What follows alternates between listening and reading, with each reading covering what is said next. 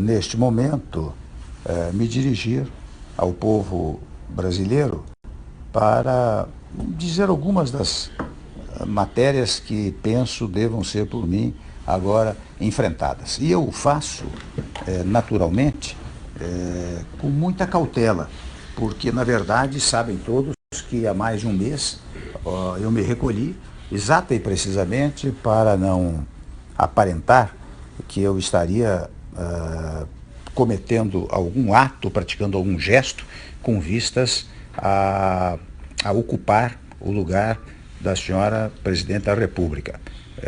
Recolhi-me o quanto pude, mas evidentemente nesse período fui procurado por muitos que estão aflitos com a situação do nosso país. Mas agora, quando a Câmara dos Deputados decide por uma votação significativa declarar a autorização para a instauração de processo de impedimento contra a senhora Presidente, muitos me procuraram para que eu desse, pelo menos, uma palavra preliminar à nação brasileira. O que eu faço com muita modéstia, com muita cautela, com muita moderação, mas também em face da minha condição de vice-presidente, naturalmente de substituto constitucional da senhora Presidente da República. E desde logo eu quero afirmar que temos ainda um longo processo pela frente, passando pelo Senado Federal. Então todas as minhas palavras levarão em conta apenas a decisão da Câmara dos Deputados, portanto também as minhas palavras são provisórias, já que nós temos que aguardar e respeitar a decisão soberana que o Senado Federal proferirá a respeito desse tema, seja quanto à admissibilidade da autorização, seja quanto ao final o julgamento propriamente dito. Portanto, eu quero neste momento prestar uma homenagem ao Poder Legislativo, tanto à Câmara dos Deputados, que já debateu amplamente este assunto, como ao Senado Federal, que irá debater. E desde logo eu quero comunicar aos amigos e colegas homens públicos, senadores da melhor cepa, da melhor sabedoria, que aguardarei naturalmente a decisão, aguardarei respeitosamente a decisão do Senado Federal. Não quero avançar o sinal,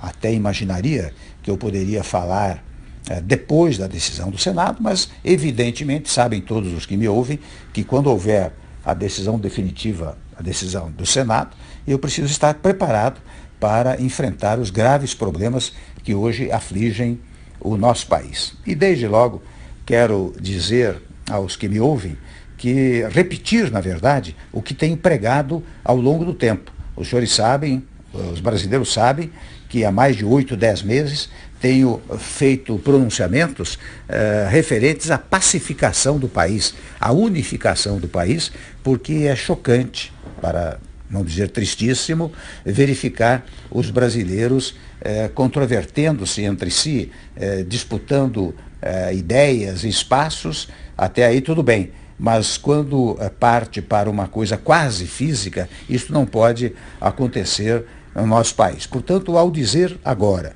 que a grande missão, a partir deste momento, é a da pacificação do país, da reunificação do país, eu quero dizer que estou repetindo o que venho pregando há muito tempo como responsável por uma parcela da vida pública nacional. Devo dizer também, isto fica para aconteça o que acontecer no futuro, que é preciso um governo de salvação nacional e, portanto, de união nacional. É preciso que se reúnam todos os partidos políticos e todos os partidos políticos estejam dispostos a dar a sua colaboração para tirar o país da crise. Sem esta unidade nacional, penso que será difícil tirar o país da crise em que nos encontramos. Para tanto, é preciso o diálogo. O fundamental agora é o diálogo. Em segundo lugar, a compreensão. E em terceiro lugar, para não enganar ninguém, a ideia de que nós vamos ter muitos sacrifícios pela frente. Sem sacrifícios, nós não conseguiremos também avançar para retomar o crescimento e o desenvolvimento que pautaram a atividade do nosso país nos últimos tempos. Antes, desta última gestão. Então, é preciso retomar o crescimento. E eu não quero que isto fique em palavras vazias. Tenho absoluta convicção, como muitos me dizem, que a mudança pode gerar esperança. E que, gerando esperança, isto gerará investimentos, não só investimentos nacionais, mas investimentos estrangeiros, porque precisamos restabelecer a crença no Estado brasileiro, nas potencialidades do Estado brasileiro. Devo dizer aos que me ouvem que eu fiz muitas viagens internacionais no primeiro mandato e verifiquei o quanto os outros países que têm muito dinheiro em suas mãos querem fazer aplicando no Brasil, ou seja, querem acreditar no Brasil. O que aconteceu nos últimos tempos foi um descrédito no nosso país. E o descrédito é que leva à ausência do crescimento, à ausência do desenvolvimento, que faz retomar a inflação. De um lado, portanto, nós temos absoluta convicção de que é preciso prestigiar a iniciativa privada, é preciso que os empresários do setor industrial, do setor de serviços, do setor agrícola, do setor do agronegócio, portanto, dos vários setores da nacionalidade, se entusiasmem novamente com estes investimentos. Mas, ao dizer isto, eu estou pensando apenas naqueles que possam investir? Não. Diferentemente, estou pensando em manter as conquistas sociais obtidas nos últimos tempos. Por exemplo, o emprego é uma coisa fundamental para todos os brasileiros. Para que haja emprego, é preciso uma conjugação dos empregadores com os trabalhadores. Você só tem emprego se a indústria, o comércio, as atividades de serviços todas estiverem caminhando bem. É a partir daí que você tem emprego e com isto você pode retomar o emprego. De outro lado, eu devo dizer também que de fora a parte um projeto pela empregabilidade plena, é preciso manter certas matérias sociais, porque nós todos sabemos que o Brasil ainda é um país pobre e, portanto, e eu sei que dizem que de vez em quando, que se outrem assumir, nós vamos acabar com o Bolsa Família, vamos acabar com o Pronatec, vamos acabar com o FIES. Isto é falso, é mentiroso e é fruto desta política mais rasteira que tomou conta do país. Portanto, neste particular, eu quero dizer que nós deveremos manter esses programas e até, se possível, revalorizá-los e ampliá-los. Até que, e isto eu quero deixar claro, o Bolsa Família, por exemplo, há de ser um estágio do Estado brasileiro. Daqui a alguns anos é possível que a empregabilidade tenha atingido um tal nível que não haja mais necessidade do Bolsa Família. Mas isto, enquanto persistir a necessidade, nós manteremos, assim como o Pronatec, FIES, ProUni, todos esses projetos que acabaram dando certo no país. Portanto, eu lanço uma mensagem àqueles que têm o capital e lanço àqueles que querem uma mensagem do trabalho e lanço uma mensagem para aqueles que sequer trabalho ainda conseguiram. É claro que nós vamos incentivar enormemente as parcerias público-privadas na medida que isto pode trazer emprego ao país. Nós temos absoluta convicção de que hoje, mais do que nunca, o Estado não pode tudo fazer. O Estado depende da atuação dos setores produtivos do país. Empregadores de um lado, trabalhadores de outro lado. Estes setores produtivos é que, aliançados, vão fazer a prosperidade do Estado brasileiro. O Estado brasileiro tem que cuidar de segurança, da saúde, da educação, enfim, de alguns temas fundamentais que não podem sair da órbita pública, mas o mais tem que ser entregue à iniciativa privada no sentido da conjugação da ação entre trabalhadores e empregadores. E neste particular, nós pretendemos fazer várias reformas que incentivem esta harmonia entre esses dois setores da produção brasileira. Tudo isto que estou a dizer significará, devo registrar, sacrifícios iniciais para o povo brasileiro, em primeiro lugar. Em segundo lugar, não quero gerar nenhuma expectativa falsa. Não pensemos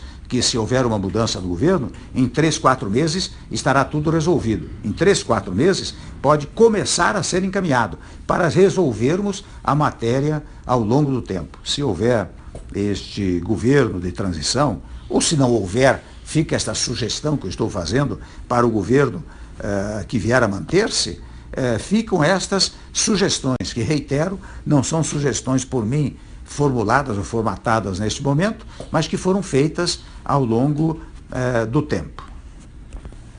Há reformas que são fundamentais para um país. Nós todos sabemos, não é possível. Agora, toda e qualquer reforma não alterará os direitos já formatados, já adquiridos pelos cidadãos, mas nós temos que preparar o país do futuro. Muitas matérias até estão em tramitação no Congresso Nacional e nós queremos ter uma base parlamentar muito sólida que nos permita conversar com a classe política, mas conversar também com a sociedade. Os senhores sabem, os que assistiram às minhas palestras nos últimos tempos, que eu faço uma distinção e uma conjugação entre governo, governança e governabilidade, para dizer que o governo são os órgãos constituídos, não tem a menor dúvida, legislativo, executivo, judiciário. A governança vem exatamente pelo apoio político que o governo consegue dos partidos políticos e do Congresso Nacional. Mas é preciso mais do que isso, é preciso a governabilidade. E a governabilidade exige que haja uma aprovação popular do próprio governo. Portanto, a classe política unida com o povo levará ao crescimento do país e, portanto, ao apoio ao governo. É com estes três fatores que nós vamos lidar. É claro que não vou falar aqui sobre reformas que são fundamentais, porque isto será fruto de um desdobramento ao longo do tempo. Mas como não pensar numa reforma política? Como não pensar numa reforma tributária? E evidentemente que a reforma tributária envolve um outro tema, que é a revisão do Pacto Federativo. Porque toda vez que você pensa numa reforma tributária, você está pensando na distribuição de competências e de recursos para as entidades federativas. É preciso mais do que nunca que as entidades federativas tenham uma autonomia verdadeira, ou seja, que nós tenhamos uma federação real e não uma federação artificial, como tem acontecido nos últimos tempos. Sei, por exemplo, no tópico da federação, da grande dificuldade dos estados e municípios nos dias atuais. E há estudos referentes à eventual anistia, o perdão de uma parte das dívidas e até uma revisão dos juros que são pagos pelas unidades federadas. Nós vamos levar isso adiante, nós vamos estudar isso com muita detença e vamos levar isso adiante, porque a força da União também deriva da força dos estados e da força dos municípios. E a força destas entidades